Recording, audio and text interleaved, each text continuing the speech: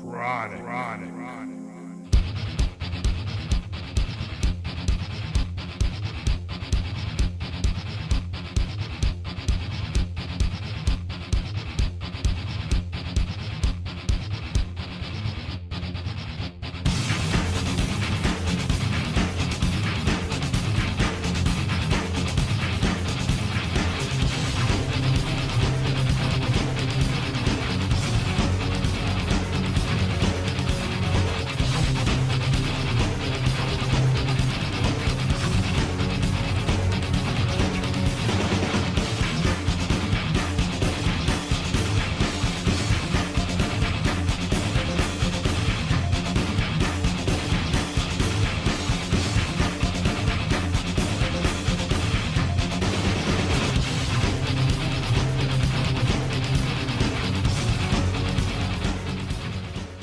Tick, tick, tick, tick.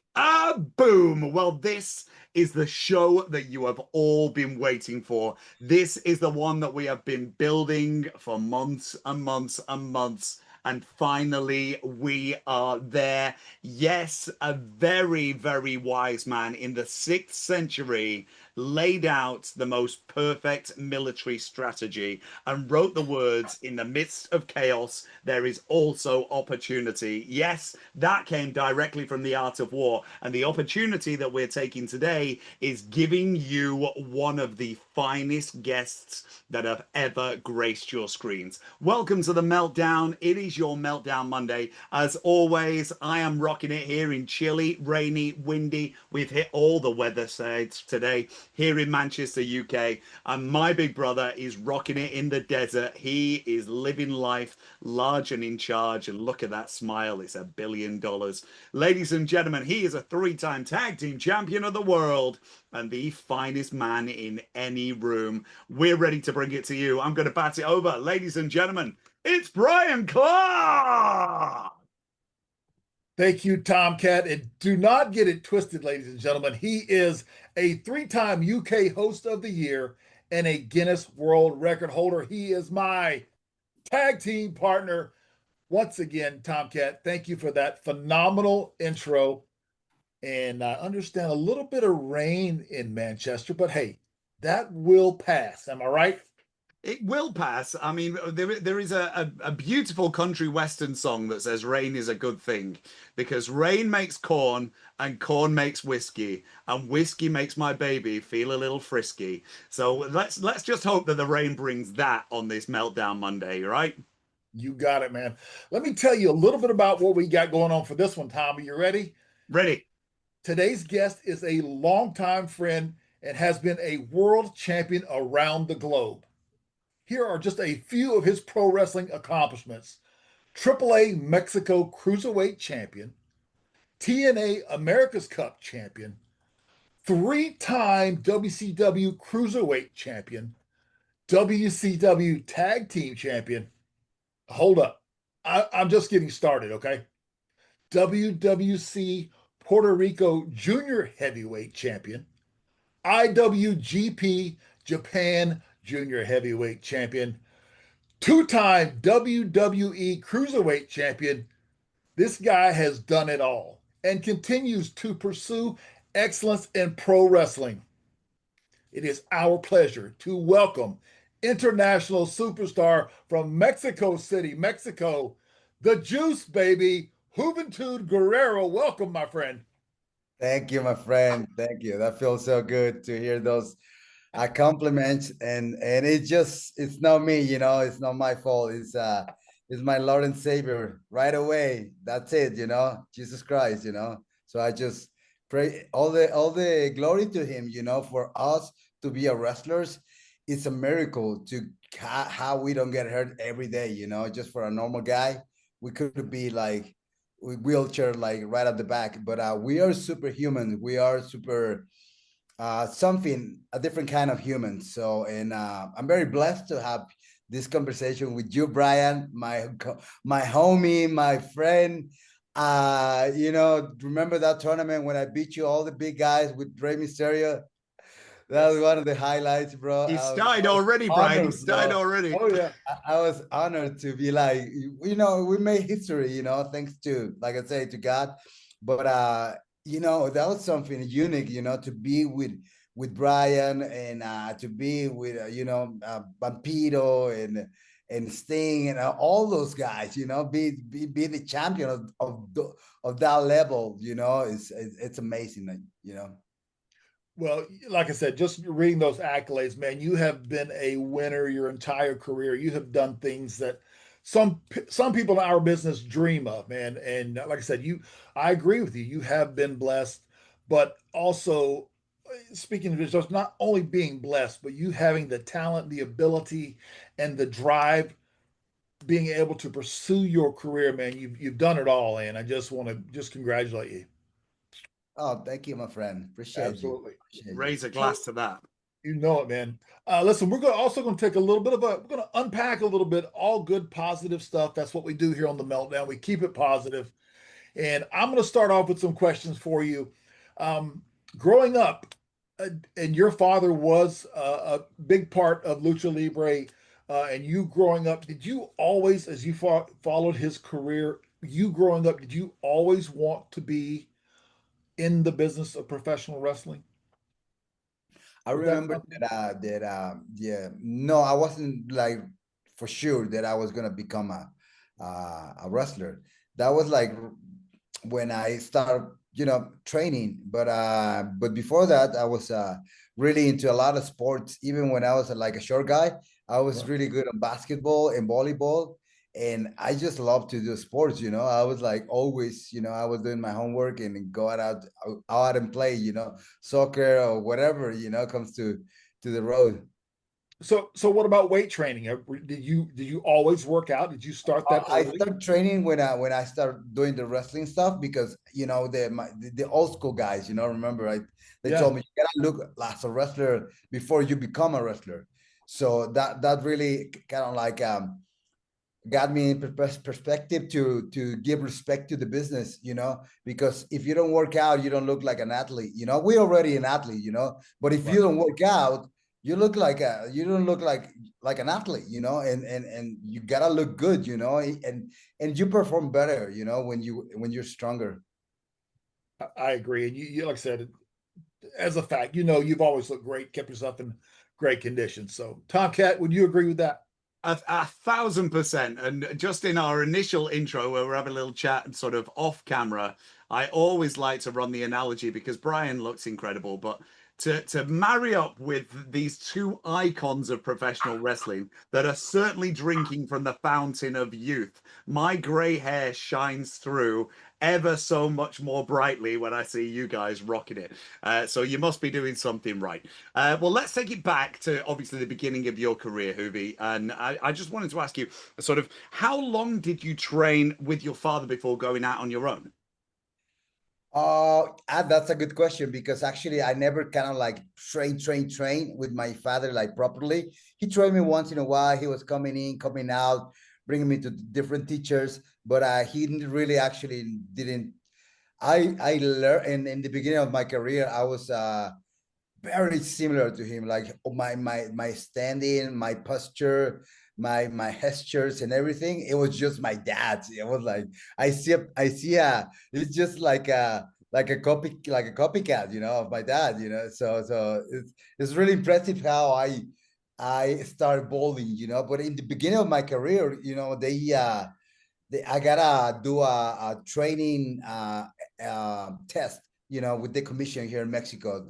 Yep. And back then, it was like I got like the latest of the old school, and you gotta go to different to the one was the commission, and the other one was like the kind of like the politic. It's called like when you have a group of I don't remember the name of in English, but yeah, whatever. You gotta pass two tests, and one of those tests it was just Olympic wrestling, and they put me with this big guy, and just for a big test, and Yeah. then so I put him on his back like twice or three times. They were impressed, and I was like, I was really good on Olympic wrestling. I really like it, and I think after that because when you're good at Olympic wrestling, you can do whatever, you know, you can do it all. And the person that you were working with, now, tell me if I'm right on this. He was an Olympic wrestler, silver medalist from Venezuela. Is that correct? Yeah, it is true. Yes, it is true. All right. Yeah. Look at him. Check out all these homework that he's done. He gets an A-star from teacher. Well, Yeah. That's, it's at this point, you know, I watch a lot of kind of like Olympic, you know, takedowns and everything on Instagram, and it's beautiful how it's still bowling and you can still learning and everything, you know. yeah. So once you got some training under your belt, let's talk about some of your early international matches. Your trips for working with the War promotion in Japan. You also worked with Chris Jericho and Ultimo Dragon. Am I right? Yeah. How'd you like that? That was good. The Japanese scene is always a challenge. So it was in the beginning of well, now Marufuji Kenta, they were really well known now, but back then when I was released from WCW, I jumped into Japan, and then that was when Noah was just starting his company. I was like one of the first luchador, actually. Yeah, well, I think maybe the first luchador started, and they have a tournament for the cruiserweight, kind of like it was the light heavyweight, not tournament, not cruiserweight. And I went to the finals, and I got a blast. And when I went to the final, I won, and then I met Kenta. Kenta was a young boy, and then Marufuji was already establishing his name.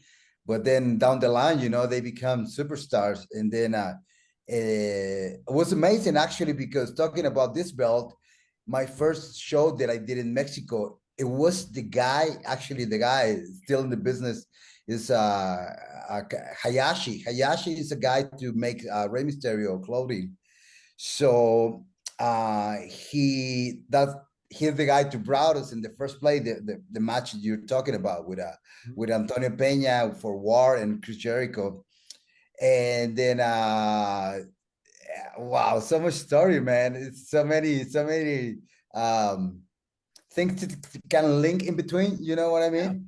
Yeah. But at the end of the day, it's just an amazing experience in Japan. And every tour it was a challenge, bro. I love Japan, you know. I love Japan, but it's tough, you know. You just can't deal with that. You gotta be an animal, you know. So many incredible territories, so many wonderful countries that you performed in over the years. Apart from Mexico and apart from Japan, any cities, any countries that really stand out to you as your favorites?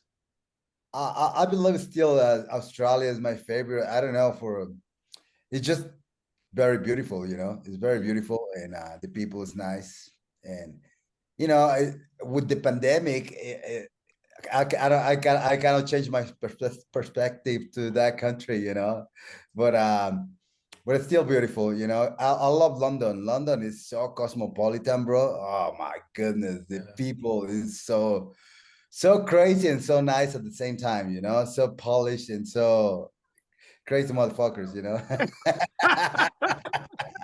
To my London brethren, you've London. officially been rubber stamped. I like that. Well, you're always welcome here in Manchester, mate. Whenever you want, we are here for you. Well, as we're taking it around the globe, we've gone from Mexico to Japan, over to Australia as one of your favorites. I'm going to bring it back to the US. And one of the first companies that springs to mind when I hear the name of Juventud Guerrera early in his career was ECW. What are your memories of working with Paulie in the Tribe of Extreme? Yeah, Paulie, ECW, yeah, something that at the beginning of my career in the United States, actually, that was my first. My first very show was with ECW in the United States. Wow.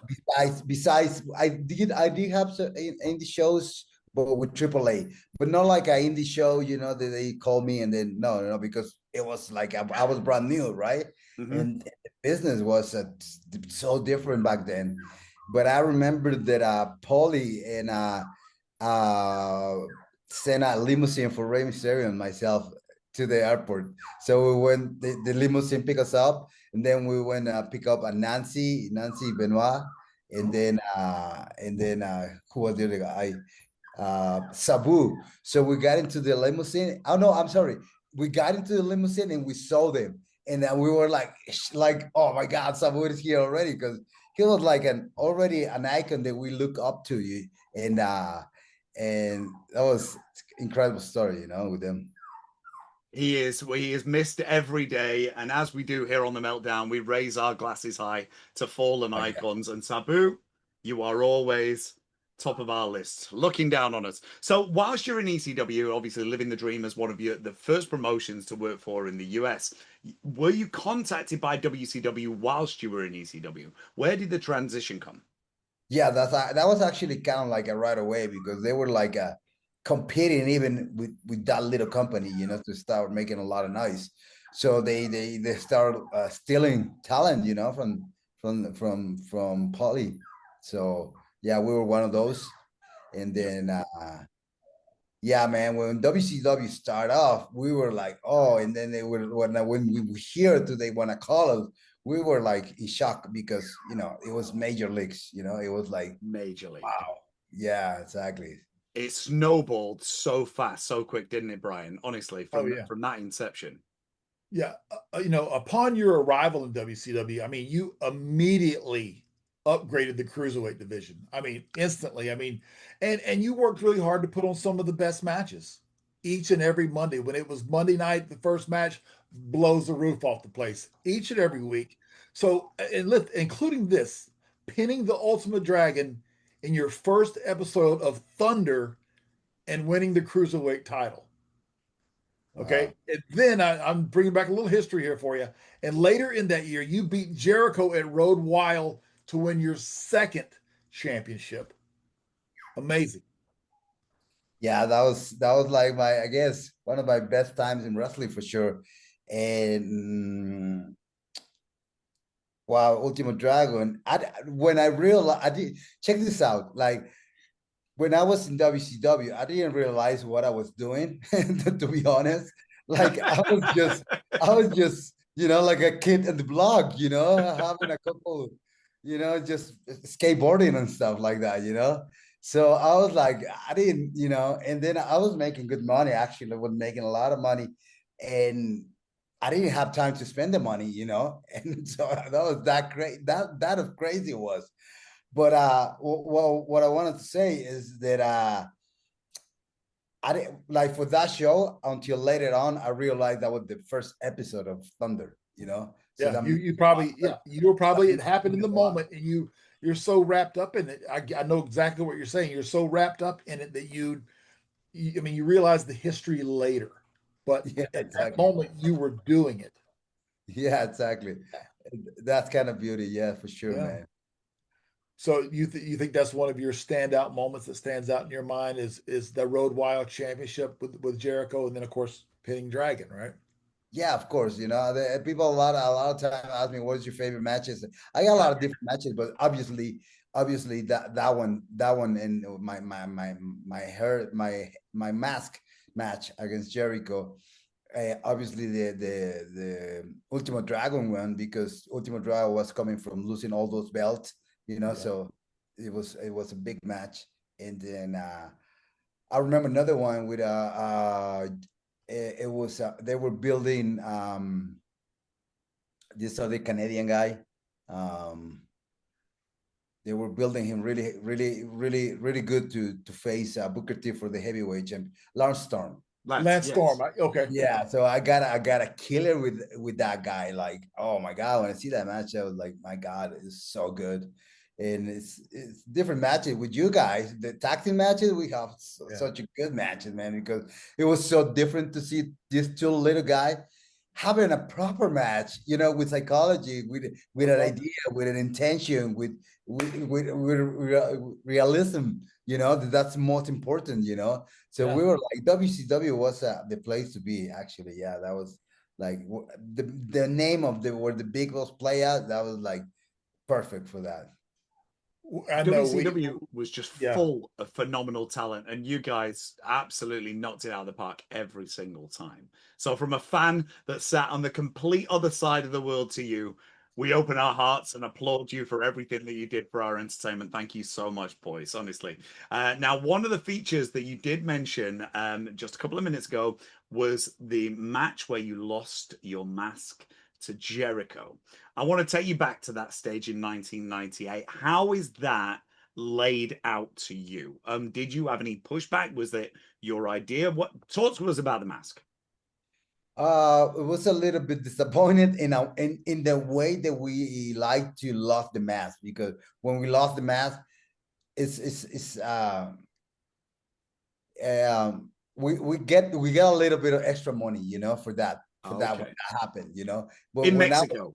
Yeah, in Mexico. Okay. But when you do it it was new for this United States, and it was new for WCW, for Ted Turner, and for all those guys, and even for myself. And like I say, I was like too young, and I signed a contract with them. So in the contract, it wasn't like if you have a match, like in the it wasn't write it down in the contract that if I have a match, I will get that extra money. So I didn't get any extra. That was the only bad thing that I kind of like miss out. You know what I mean?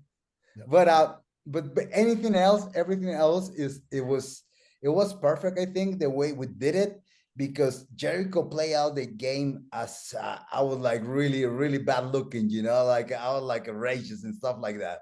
So, oh my God, to the moment that I took off the mask, it was meant to be, bro. I see it like later on, and the way I look into the camera and took my eyes, it was like every second right there. It was like a movie play out, you know. And then Jericho come in and then took my mask off, took right out of the way, and we didn't prepare that, but it looks so beautiful, you know, so perfect, you know. And finally, the people saw it in my face, and then I was really shy, bro. I was like, God, I don't want the people looking to my face, you know, because you never know, you know. You still, you know, you still like. I was a little bit shy, but yeah. Later on, I realized that oh my God, finally I got a different avatar, you know. Even when it's my real avatar, it's like I was feeling like a different kind of human being, you know. Like the Juvi this kind of Juvi is different than the one with the mask, you know. Was it difficult to work sort of with and without the mask? Was it a complete change for you, or was it just fluid? It's just you go through the motions a different way. Yeah, in the beginning it was so I'd like a fish in the water, but then later on when I lost it, and then when I try to put it on and try to do a whole match with it, sometimes I can, and sometimes I gotta take it off. I don't feel like it. You know what I mean? Yeah. Yeah. It's strange how things work in that particular way when it comes to your attire, your persona, and your costume. But I feel personally that it only elevated your character even more to be able to give you those facial expressions throughout the course of your wonderful tenured career. That we get to see that is amazing. So I hope I mean, what was your family's reaction to that when the mask came off? I gotta talk to my dad, because you know he didn't lose, and he hasn't lost the mask, and you know, it was just like a short conversation with him. You know, he didn't say that much, you know. Like honestly, he didn't say that much. My dad, and myself, we got a different story. It's crazy story in my dad, because we have the first few, and before actually Dominic and Rey Mysterio, we got a few here in Mexico, my dad and myself. Oh wow, okay. And that was very big. And then we did a Triple Mania show. We did the best match of the show that day, and it was for the memory. That was the Triple Mania number 15, and we if you see the match it's on YouTube, but you gotta see it, because we really went on it, bro. Then later on, my friends and the boys, you know, they were like, bro, you really went on it, bro, with your dad. You're like, I was like, oh my, I can't believe you were like really this hard to your dad, you know. And then actually that made me look back to the match, and then I saw it, and I was like, yeah, I think I was hitting too hard. Yeah, because my dad's a little bit more like it's artistic. His punches doesn't touch the guy. Actually, he make a sound on his chest, but you don't see it, you know? It's like so perfect. You don't see it, but it's so perfect. It's so beautiful. But myself, I like, you know, like Japanese. I like the layout, you know. Bryan knows about it. Well, Bryan, what you were feeling when you were like, oh, this little guy's fucking chopping me like so hard, you know? Hey, I love working that style. If you know me, and I do, but Yeah, exactly. it was A so real fun, man. pro loves that, you know, a real pro. Yeah, But you absolutely. got, but I'm sure you got where it's like when that was a moment where like, fuck, you know, this guy. I like it, man. I do, and Yeah, I love working with you, man. I'm just saying it because we're doing this interview right now. But working with you and Ray was, I wouldn't say it's a night off, but it was so much fun. It was fun, and you guys would fly around and just do some amazing stuff. And to tell that story of the giant and the smaller guys, it was amazing. It really was. We always enjoyed it. Just so you know, we yeah. really did. No Remember doubt. that time when we were in a house show and then like you told me you gotta do a suplex to me and then Booker T was there. We were raving Booker T because I don't know for some reason was there. I don't know if it was you or your partner, but they made you guys make me do just a regular suplex, but I gotta carry on you guys. It was either could have been Bryan, but I know Yeah. I had Kidman. I had Kidman slam me at a pay-per-view Oh, in really? Germany. I had Kidman slam me and Ray. Yeah, man, we would always do that to try to pop the boys a little bit, but still also show that we could do it. So it was Yeah, it yeah, was yeah. fun. Yeah, and it actually wasn't like out of the ordinary in the match psychology. It actually made sense because they would Oh, yeah, wear me down, and then do the slam. So it yeah, did make sense. Yeah. sure. Definitely that match psychology, as you said, and obviously entertaining the boys is a big thing as well. You're on the road for so many days in the year. You've got to be able to entertain yourselves as well. And right now, we're going to come to one of our first features, one of our first games that we play with our wonderful guests. This is to entertain our fans because our first game we are going to lay out is our Mount Rushmore. And Juvi, today we're going to invite you to give your 4 names that are going to be emblazoned in glory, carved out of stone, Mount Rushmore of masked legends. Who have you got? Who would be your top 4? And I'm going to see how many you match up with Bryan.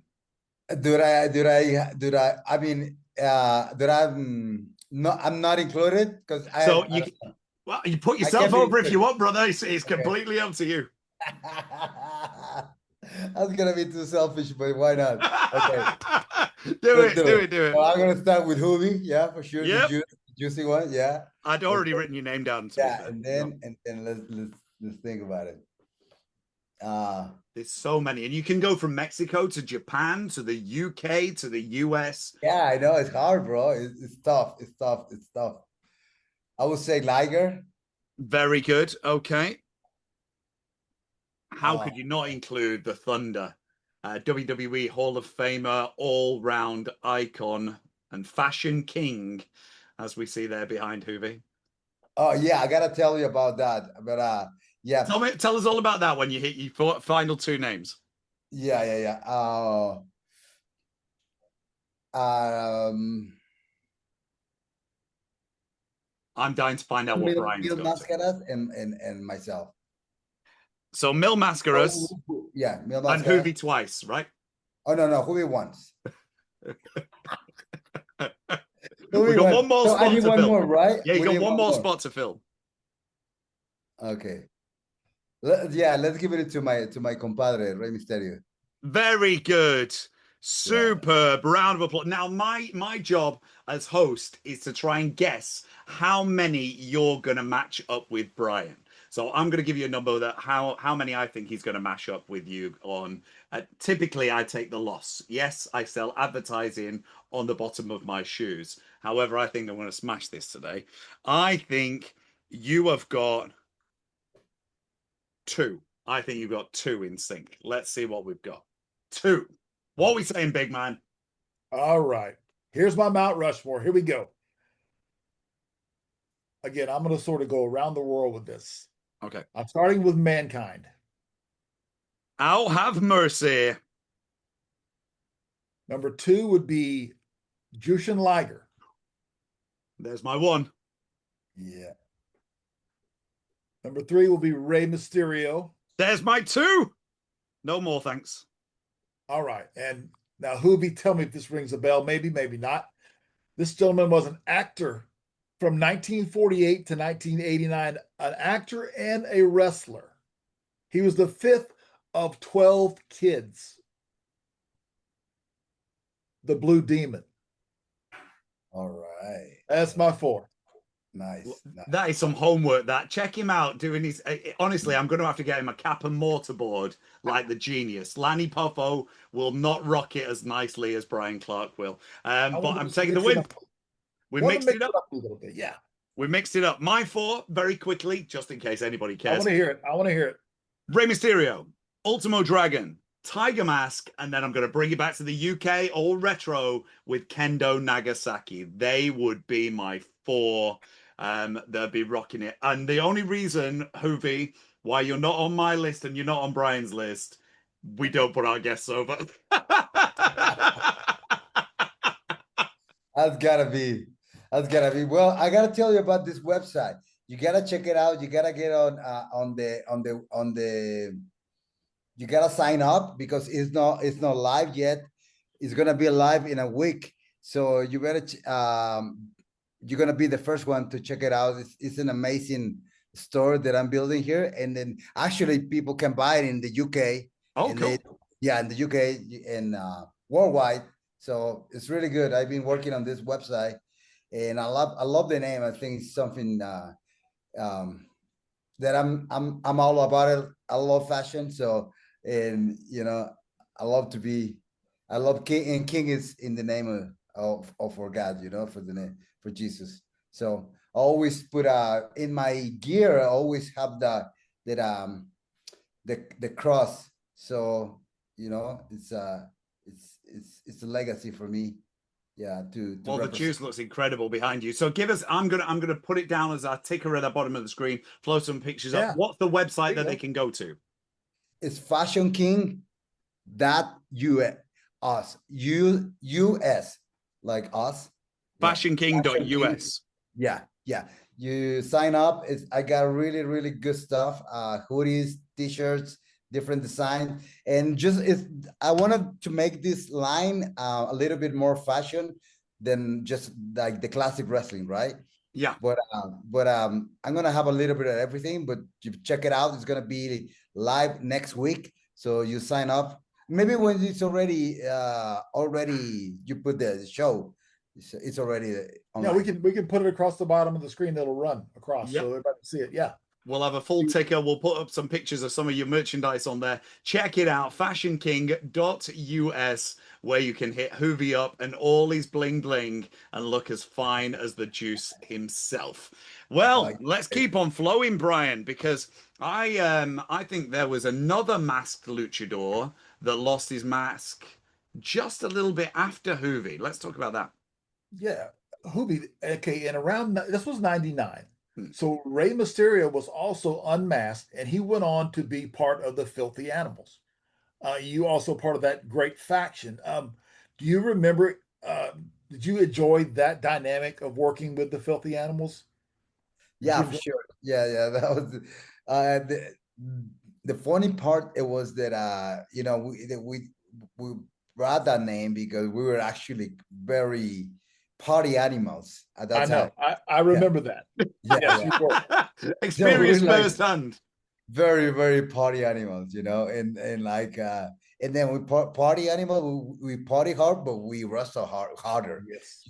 So that was like I remember, in that time, Jerry and Benoit and Eddie were like that. We were like going out, but then we were to the gym, and like all fucking hangover, but we were like killing the gym, But I remember WCW wasn't that much of an alcohol time, It was more like the ecstasies and the clubbing and all of that, So that was a good time actually. But you always showed up to work. You always worked hard, no doubt.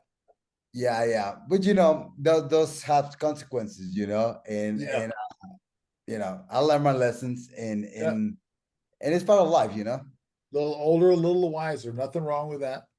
You Yeah, learn. exactly. Yes, Little absolutely. older, little wiser, There you little go. juicier.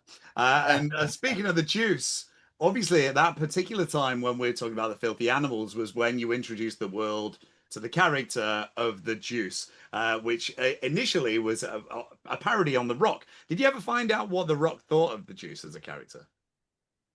Do I find out what? What What was The it? Rock thought about the Juice? Oh yeah, yeah, for sure. Actually, I saw him in an airplane, and Oh, I didn't want to go out of the plane because I knew he was there because he was I think he was in front of me, and then for some reason I saw him, and then oh my God, I think I believe he was in first class, and then I gotta wait until he for a little bit. So, and then that was actually his hometown, Miami. So I came out and he was waiting. Actually, he saw me. He was waiting for me, and I was like, "Oh shit, am I gonna hear something like, what are you doing, my gimmick, right?" But no, actually, he was very kind, very respectful, and we would start talking, and he liked the luchador. He liked what we were doing in WCW. He liked what I was doing, and he did like he loved it. He like keep doing it. You know, it's I think it's entertainment, and you know we're part of the business, and don't worry about it, bro. Go for it, keep going. You know. that must No, be so incredible as well to look back on. For the biggest name in Hollywood right now, he's got his finger in yeah, every pie. To know that he was a fan of the Juice must be yeah, something to hold close to your yeah. heart. We love it. Excellent. What do you reckon, Brian? Were you a fan of the Juice? Absolutely. Are you kidding me? I remember I was doing a personal appearance and Juvi was there and he got in the ring and got on the mic and cut a promo. You know, it was hilarious. Had the entire building rocking. So I am a big fan of the Juice. No doubt about it. Always have been. Always. Let me ask you this, Juice. So when WCW closed, you joined TNA from 2002 to 2005. How was that? Because I never had any time in TNA. What was your experiences? That was good actually. Yeah, I got the chance to continue learning and evolving and working with different type of talent like a Chris Saban, like a Jerry Lynn. I didn't work that much with AJ Styles. AJ Styles came a little bit later on, Okay. but in TNA, yeah, man, yeah, that tournament, the Mexican tournament with Abismo Negro and those guys, yeah, for them they were so new because they didn't actually knew how to fit into the style, you know. But I was kind of like leading the team, and they were really happy. And then, like you say, you know, like I won that tournament, and that really put me a nice accomplishment for my career too, you know. So that Yeah, was very nice from TNA. I really enjoyed it. good. All And It right. was then a they brought me massive. back actually like a year ago. No, 2 years ago already, or like over a year. And then they were really happy. Tommy Dreamer, they were happy. Scott Demore, they were really happy. They were like so pumped. Actually, they were really pumped. They were like, Kobe, you still got it. We were so happy. We're gonna call you back. And then that's when I started doing a little bit of like something with AAA, but but Konnan was with AAA, and I knew that something happened there. That they blocked me, so they didn't call me again. You know, so that was like kind of like, oh shit, what happened? And then so crazy, man, because like you say, we don't want to talk about stuff like gossip and stuff like that, right? But it's just business. The wrestling business is crazy, man. And my story with Konnan is more crazy than anything else, you know, because this is the kind of guy that I thought he was my friend, my family, and something else, you know. We were like building Lucha Libre legacy for so good for so long, up and downs and everything. But right now, yeah, our relationship is really broke. I think I finally realized what kind of people is him. And the last bad thing that he did to me was that the TNA thing, because he was there in the show. I saw him. We say hi with each other. We respect each other during the show. But then the week later, he started talking shit on his podcast that I was being difficult in TNA when nobody talk about that. I would say something if something that they were in the match, they would say something, but he was just doing gossip and gossip again and again and again, just talking about this and this and that, and it's so pathetic, bro, that people like him try to uh, put disrespect his partner, his body. And even when I help him to come back to Mexico in the first place, and not just once, twice, it's just incredible, and I gotta say it because a lot of people, because he got a podcast and he got a microphone, and a lot of people, it's is the human being, only when we hear something, we don't look for a second choice or for a second, we just believe whatever it is, unfortunately. But and that's one of the things is all my career I've been like trying to deal with it, but it is what it is, right? It is what it is. And at the same time, I'm very happy that I don't need him. I don't need to be disrespectful for this guy. Now I can do my thing. I can do my company. I've been doing shows in Mexico and building my own company now, which has more value than anything else for me. And I think I'm on the right path. Even when something could look wrong or could look bad to me, or you always have a choice, and if you believe in God, if you believe in his word, I think you got a shield, bro. You got a shield, and you got a bright way in front of you if you believe in God. Well, just thinking, man, just think of the positives, take the positives from everything you've learned. And I always tell myself, take the high road. That's the best way to do it, man. The high road attitude. You're doing great. You've been a success everywhere you've been, and you are a superstar to everyone around the globe, man. So just keep doing you. Thank you, Brian. Thank you, man. Keep And thank smashing you, it. guys. Honestly, life is too short. Keep hold of the positives and hold those close to your heart. It's what we like to promote here on the Meltdown. Well, we're going to take a little trip. So we took a trip from Atlanta in WCW. We moved our way into Nashville, and then it seems like three of you jumped on lawnmowers and went to Stamford. Talk to us about the Mexicools? Wow. The Mexicools. What a story too, man. That story, it went really well, like the way it was supposed to be. It marked a way for the luchadors in WCW for sure. We kind of like paved the way for them.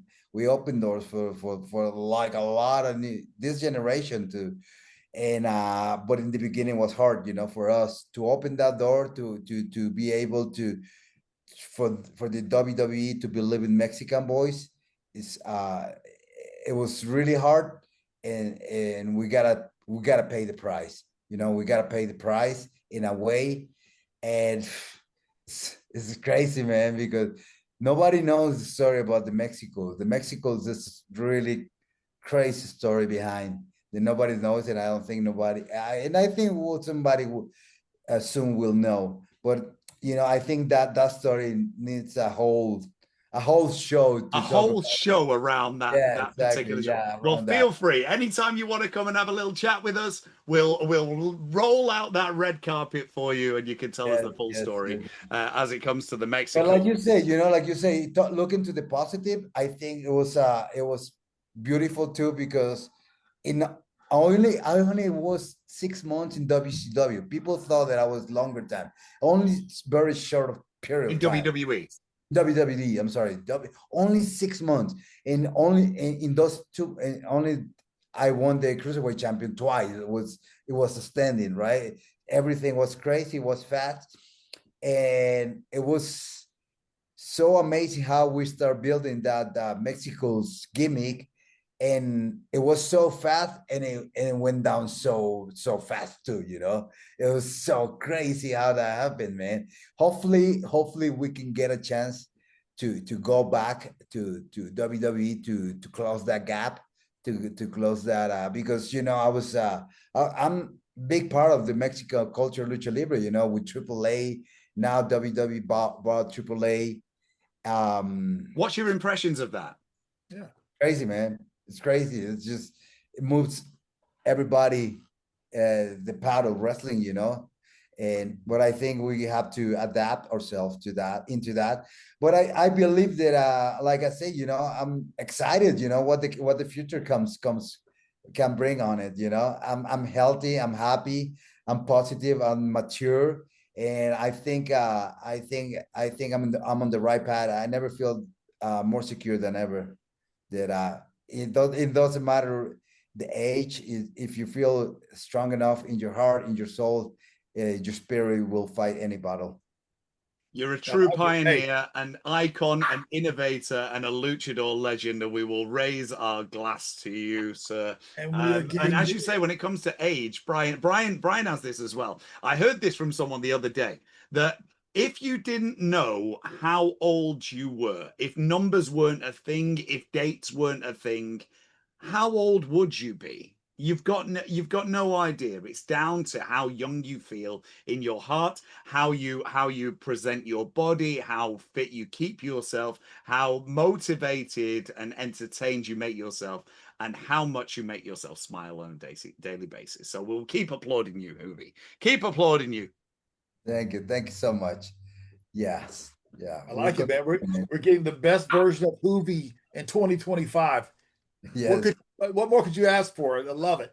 Tomcat, are we going to play our big time winner stays on? Are we getting ready? Juvi, are you ready for this game?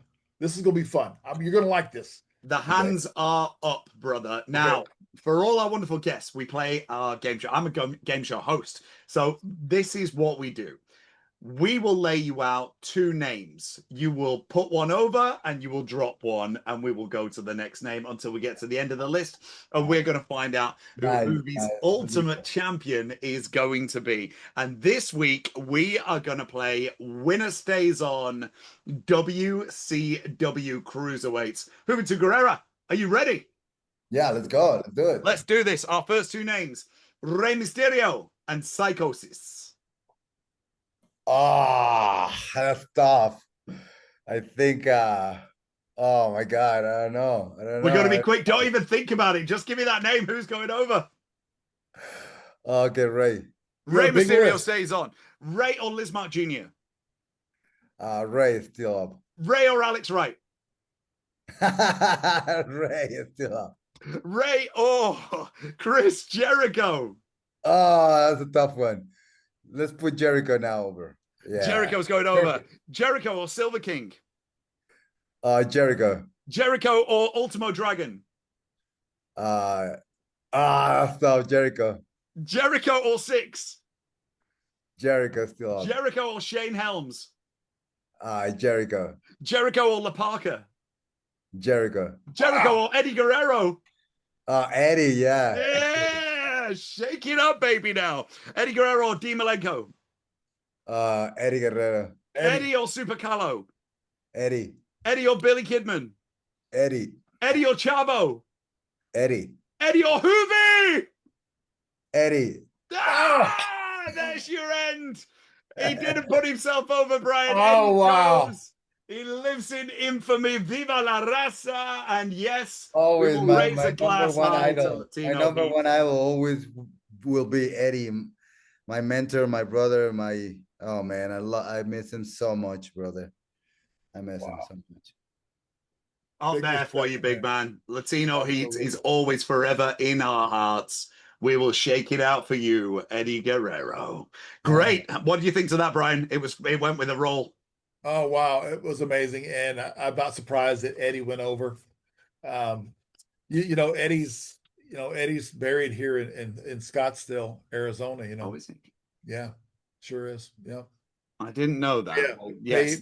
pay tribute to the legend, no doubt. Understand why, my friend. Absolutely legendary.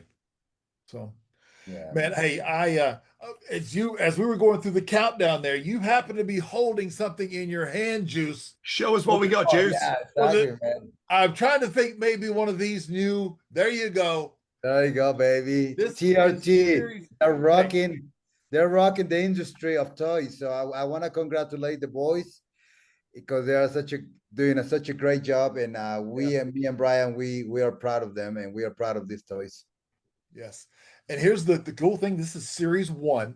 So there are of series one, you have Mr. Wonderful Paul Orndorff, Dangerous Danny Davis, Ernest the Cat Miller, and of course Juvi himself. But here's the kicker: there are two versions of Juvi, and there are two versions of Wrath. Title Run Toys, the hottest new line in action figures today. Do not miss these. By the way, Series 2 is on the way. Oh yeah, beautiful, man. I still gotta get my other one because the other one is the one that I love the most, the color gray, and this is the one that I did in Japan. And Did the you color. see the one where I put the mask on Wrath? Did you? No, I sent you a picture of it. You'll have to check it out. It's really funny. Wrath's Uh, going over. yeah, Wrath's got to go over. I go under a hood and I can go over. So I'm Get good paid with twice, apparently, if that's the case. it. Yeah, I I'll take like it. it a lot. Title Run Toys are doing phenomenal jobs in the world of professional wrestling action figures. So make sure if you've yet to get your retro fix, head over to Title Run Toys and see if you can pick up those two wonderful variants of Wrath and Juventud Guerrera. Who knows? You can stage your own Monday Nitro and Thursday Thunder with your different variants. Go out of your way and check it out with us today. Well, well, well. I think that brings us full circle, Juice. We have come from the start of your career to where we were up to now, living that dream, keeping things beautifully alive and positive in your hearts. And we've got some merch to sell as well. FashionKing.us is going to be live very, very soon. And Title Run Toys are smashing it in the world of professional wrestling figures. Brian, we've been living that dream, brother. I'm feeling juicy. You know it, man. I tell you, we've been waiting for a few weeks to have Juvi on. We're so glad that we could finally connect, talk about Title Run Toys, talk about his amazing career, all the championships that this man has won throughout the world. An absolute legend, keeping it high road, keeping it positive, man. We're just so glad you came and visited us today, my man. Thank you so much for being on the Meltdown, Juicy. thank you guys. Thank you, Tom. Thank you, Brian.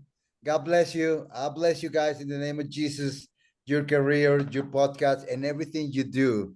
You guys are my family, and I thank you. And I talk to you in the next chapter. Well, let's do another one.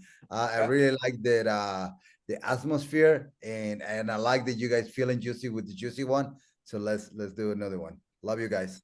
you got it. Always Finally, welcome. Always welcome.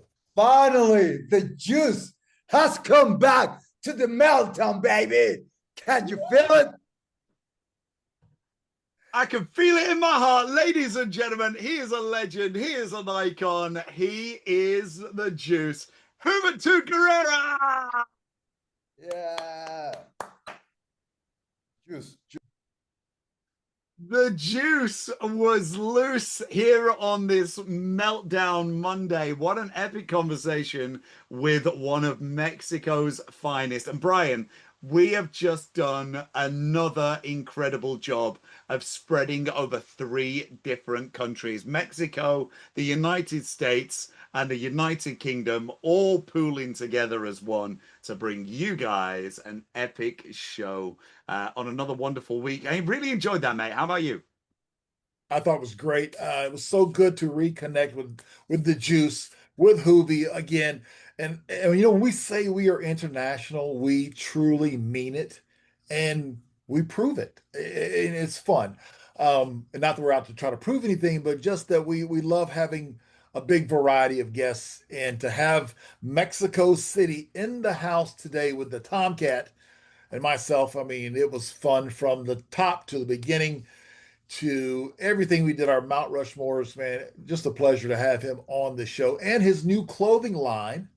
I mean, there's so much to talk about with. You're not going to want to miss this episode if you buy stepped away from the camera for a second. Go back because you're gonna enjoy this one.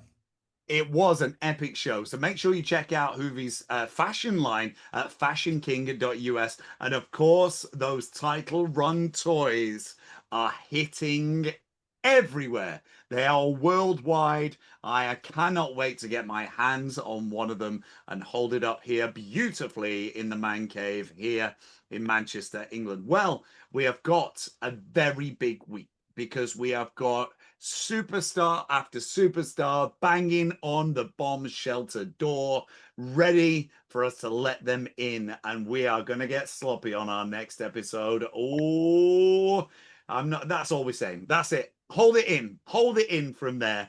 But it's going to be another belter. I really enjoyed it today. And I really hope you did at home. Please send us your messages. Let us know exactly who you would like to see featured here on the Meltdown. And if you've got any questions for Bryan, that Meltdown mailbag is going to be reopening again real soon. So send those messages in to any one of our social media channels. You can follow us here at the Meltdown Official on Instagram. You can hit Bryan up at Bryan Clark 3X Champ, or me, the Tomcat, at Tom Finkill. And as always, we have been killing it here on your Monday. So stay fresh, stay beautiful, and stay true to yourselves. It's all about positivity. Keep a smile on your face and love in your heart. From us here at the Meltdown, Bryan, let's wrap it up the best way that we know how. Over to you. You know it, Tomcat. Again, thank you all for joining us next Monday. Another big show. Another legend will be joining us. Do not miss it. You're going to have a blast. We will make sure of it. Always, until next week, breaking necks and cashing checks. He's the Tomcat. I am the creation of devastation. We will see you next Monday. A boom.